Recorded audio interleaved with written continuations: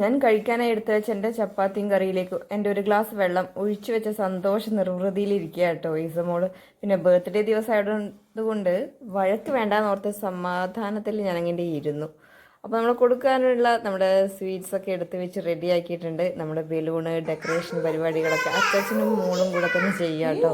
അപ്പോൾ ചെറിയൊരു ബർത്ത്ഡേ പാർട്ടിയാണ്, നമ്മൾ മാത്രമുള്ള ഒരു കുഞ്ഞു പാർട്ടി. അപ്പോൾ ഇതാണ് ഞാൻ ഇങ്ങനെയൊക്കെയാണ് ഡെക്കറേറ്റ് ചെയ്തത് കേട്ടോ. അപ്പോൾ രാവിലെ നമ്മൾ കഴിക്കാനായിട്ട് ഉപ്പുമാവുണ്ട്, ഉച്ചയ്ക്ക് നമ്മൾ ചിക്കൻ ഫ്രൈ ചെയ്തിട്ടുള്ള ഒരു അടിപൊളി ബിരിയാണി കൂടി ഉണ്ട് കേട്ടോ. കൂടെ സേമിയ പായസമുണ്ട്.